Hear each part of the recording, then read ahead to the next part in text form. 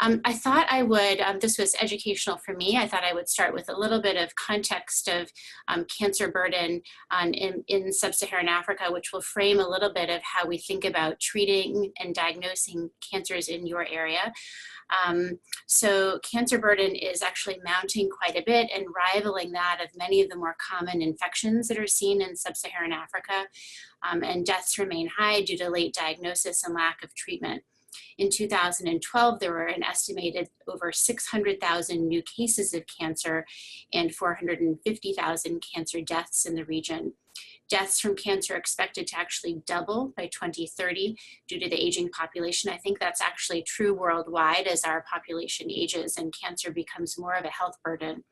And global funding for cancer prevention and treatment in lower income countries is far lower than diseases, as I'd mentioned, some of the infectious diseases such as HIV, malaria, and tuberculosis. There were, actually just even in the last 6 months, there has been a fair amount of attention drawn to cancer as a health burden in Africa. I came across a New York Times article, which is the one up top, and actually the American Cancer Society, in combination with a few pharmaceutical industries, have really made it a priority to try to bring some of the most commonly used chemotherapies to some of the developing countries in Africa. And I'll get to that a little bit later, but I think that helped me think about how to talk about treatment of stomach cancer. So the other thing I'd like to introduce you to is something that we use a lot in the United States called the NCCN Guidelines, but they're guidelines that are really accessed throughout the world. NCCN stands for the National Comprehensive Cancer Network, and it's a nonprofit alliance of about 27 cancer centers in the United States.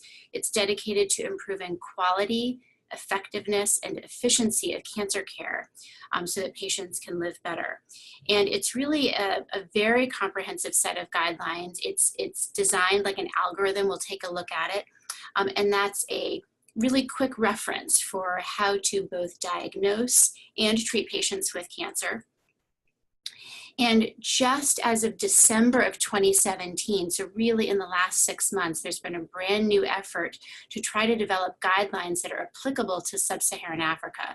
This was a big effort between the American Cancer Society, the African Cancer Coalition, Clinton Health Access Initiative, and some pharmaceutical companies. And these guidelines represent optimal care that countries in Sub-Saharan Africa aspire to provide, and really more pragmatic. So what types of chemotherapies and treatment are accessible to you, and how does that fit into the guidelines?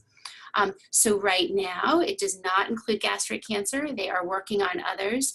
You can see here, this is the list of guidelines that exist currently for the Sub-Saharan African population. They include adult cancer pain, breast cancer, cervical cancer, chronic lymphocytic leukemia, Kaposi sarcoma, non-Hodgkin's lymphoma, palliative care, and prostate cancer. So as you can see, some of them are around supportive care guidelines, around pain management, and also specifically around cancers.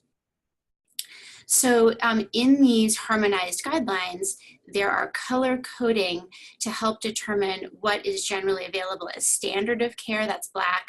In gray, guidelines that may be highly advanced, that may be costly, technically challenging, or have lesser impact, and then blue, regional options that may be considered when available. So just as an example, this is part of the breast cancer guidelines for looking at ductal carcinoma in situ, sort of a precancer, and you can see that things such as in the workup along the left column, history and physical exam, mammogram, pathology review, those are things that are going to be standard. And then in gray, maybe advanced but impractical, and in blue, maybe regional.